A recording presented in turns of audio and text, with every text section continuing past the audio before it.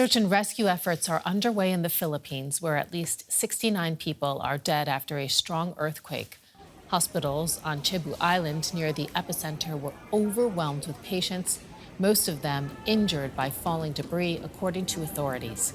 Rescue efforts are underway to find survivors. The quake collapsed buildings and triggered landslides near Bogo City, where buried houses.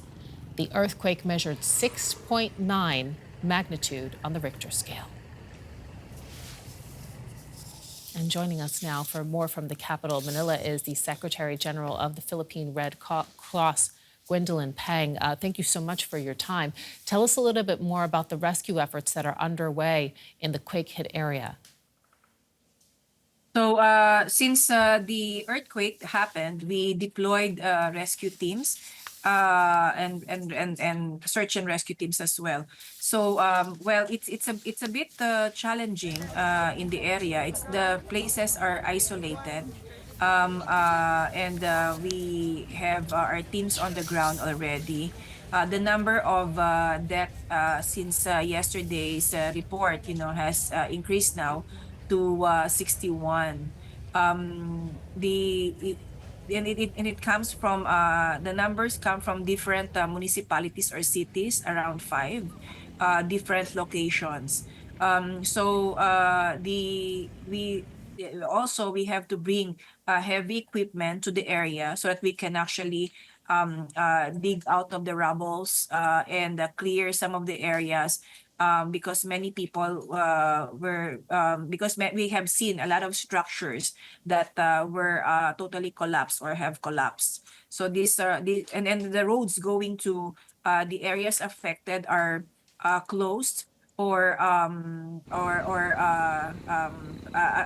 totally closed, or Okay. temporary closed. So we to actually it's a bit difficult to reach the area, and there's a lot of aftershocks.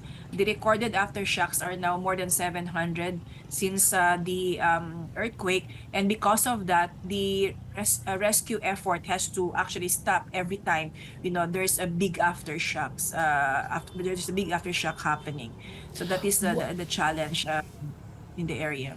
Okay, and what are you hearing from your teams on the ground about how bad the damage is?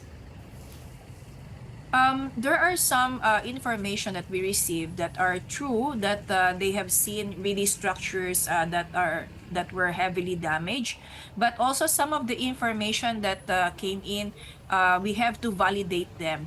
So I think our team will be able to come back to us, because the communication means on the ground is difficult. There's no power still until today, until this hour, I mean. And they said it's a bit very challenging. So we are still waiting for more information from them. And many of the structures, people were sent out of their homes and buildings because they're not allowed to go in yet at the moment, especially for big buildings, because the government has to actually do first, in what's this, they have to assess and check the area first before they allow people to go in. And if you can see, there's a lot of people also outside the hospitals. Aside from the patients, existing patients, there's also surge or rush of patients to the provincial hospital in Bogo City. That's also a need, that we have to address at the moment. And it's coming, of course, against the backdrop of the Philippines just beginning to recover from two major typhoons in the last couple of weeks. With those conditions in place, what are you finding you need most right now?